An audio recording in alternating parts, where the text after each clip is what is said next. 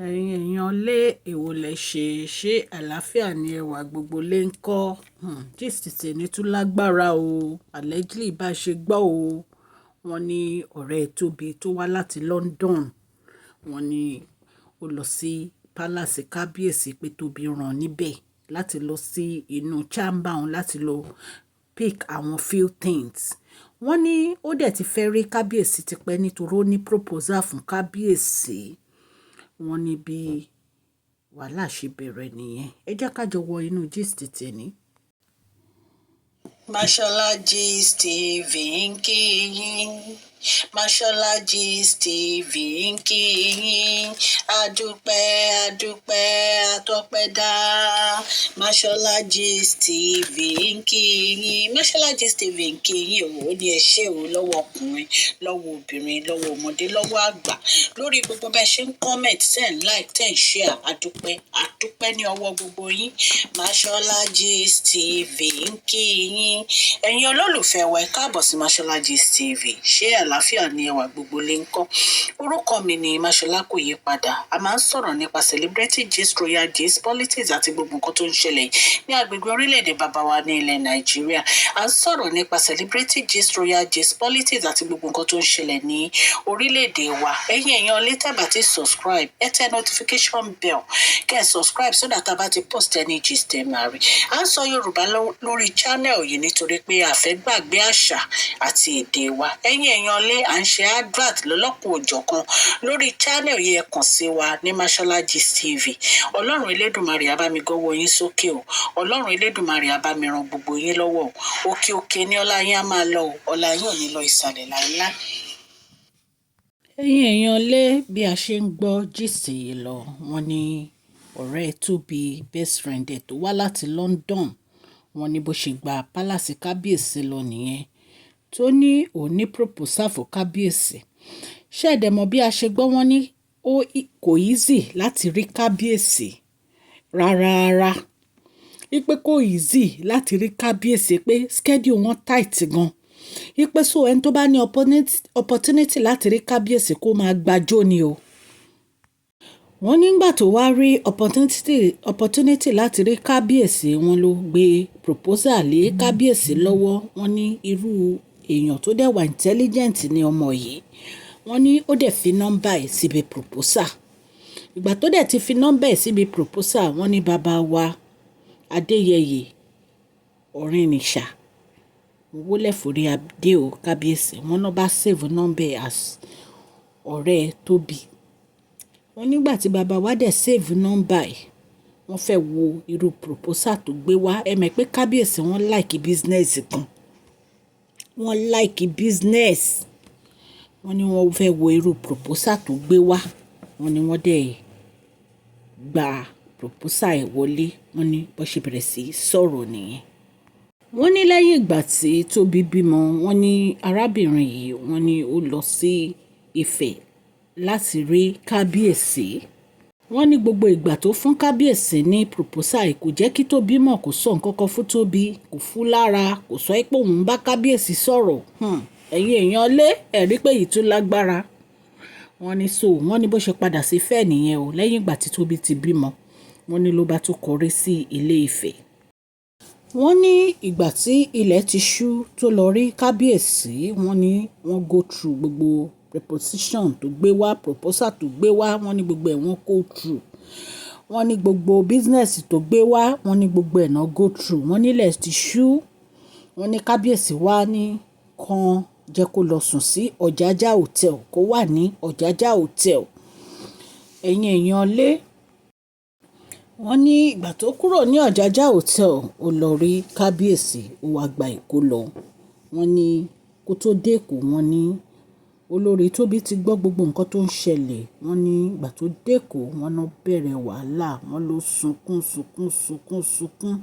wọ́n ló sunkún ẹ̀yin èèyàn lé ilé ayé Lágbára o bí a ṣe gbọ́ o wọ́n ní arábìnrin ní Kábíyèsí kò sọ fún kó má wá sínú palace ipe Kábíyèsí ò ní kó má wá sínú palace pé so who is Tobi láti sọ fún kó má lórí Kábíyèsí wọ́n ní wọ́n bá bẹ̀rẹ̀ wàhálà, wọ́n ní wàhálà yìí kì í ṣe wàhálà kékeré, ẹ̀yin èèyàn lé. Wọ́n ní wọ́n bẹ̀rẹ̀ wàhálà yìí seriously bí a ṣe gbọ́ nìyẹn allegedly. Wọ́n ní Olori Tobi, wọ́n ló bú sẹ́kún, wọ́n ló sunkún, ojú ẹ̀ fẹ́ yọ bọ́lẹ̀. Wọ́n ní bó ṣe kúrò ní ilé Tobi nìyẹn nígbà tó yẹ pé ìjà yẹn ti pọ̀ jù. Wọ́n ló wá lọ stay bóyá ilé family house wọn something. Wọ́n nígbà tó di ọjọ́ kejì wọ́n ní bí gẹ̀ yìí ṣe kọrí sí palace Kabiyesi nìyẹn, ẹ̀yin èèyàn lé ẹ̀rí pé èyí tó lágbára. Ní ló bá gba palace lọ o, ló bá lọ ń sọ fún Kabiyesi wípé nǹkan báyìí ni Tobi ṣe fún un. Tobi lé òun jáde kó lé ẹ̀, Tobi maltreat òun nítorí pé òun wá sínú palace bọ̀ kò sọ nǹkan tó wá ń ṣe nínú palace.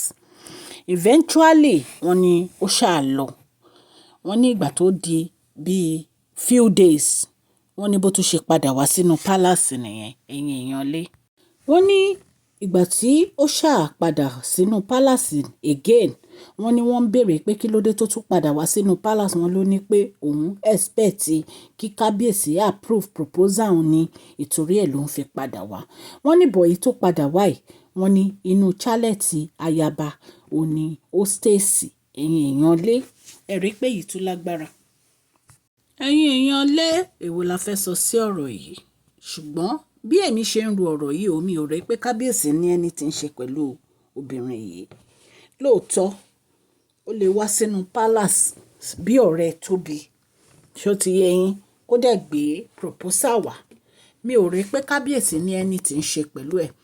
Ṣé ẹ mọ̀ pé àwọn obìnrin míì ẹ mọ inú wọn, ẹ mọ èrò wọn, ẹ mọ ọkàn wọn. Lóòótọ́ obìnrin lè fẹ́ Kabiyesi, ṣùgbọ́n Kabiyesi ò ní make that mistake láti fẹ́. Kabiyesi ò ní make that mistake láti fẹ́ ọ̀rẹ́ Tobi yìí.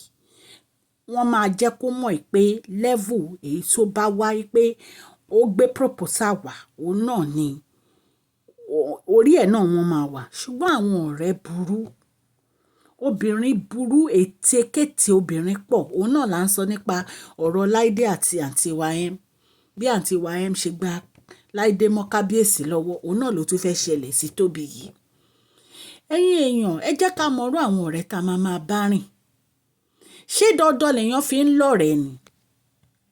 Ṣé dandan ni? Ó lè lọ́rẹ̀ẹ́ kẹ́kọ̀ọ́ máa sọ̀rọ̀ bọ́ kí ṣe ọ̀rẹ́ wọléwọ̀de. Ẹ̀yin náà wo nǹkan tó ń ṣe ní ìsìn, ó ń gba palace lọ, ó ń gba palace lọ. Ṣé palace tó ń gbà lọ yẹn òun sọ pé ó fẹ́ gbé proposal fún Kabiyesi? Meanwhile ọ̀tọ̀ ni proposal tó ń gbé lọ fún Kabiyesi. Kabiyesi ti rí àìmọye obìnrin. Kabiyesi ò ní ever ṣe mistake láti bá obìnrin ní relationship.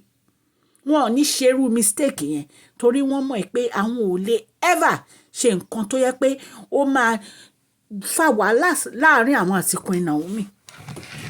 Wọn ò ní ever ṣe. Tó bá dẹ̀ ti rí pé wà lóbìnrin pọ̀jù wọ́n máa sọ fún pé kó má wà ní palace mọ́. So ẹ̀yin èèyàn lé Olori Tobi, ẹ̀yin máa mọrú ọ̀rẹ́ tẹ́ máa kó.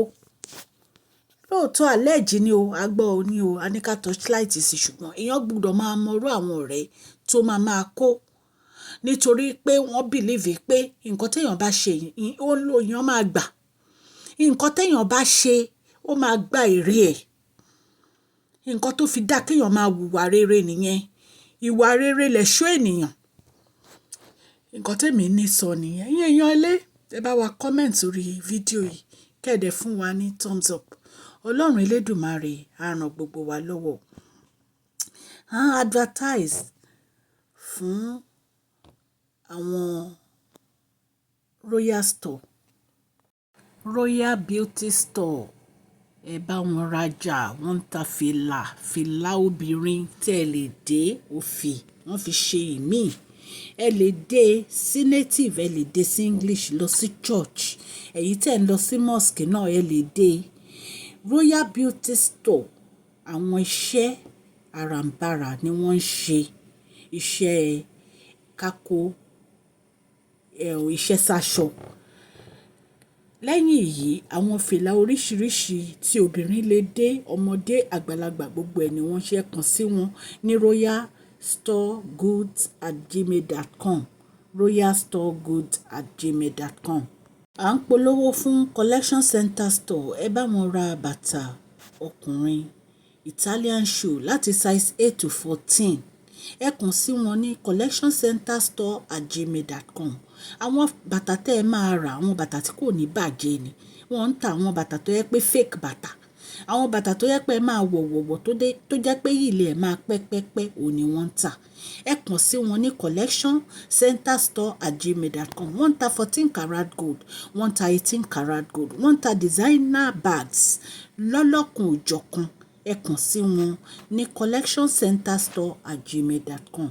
Ẹ̀yin èèyàn mi tí ẹ̀ ń gbọ́ mi, mo dúpẹ́ lọ́wọ́ yín fún àdúrótì yín lórí channel mi.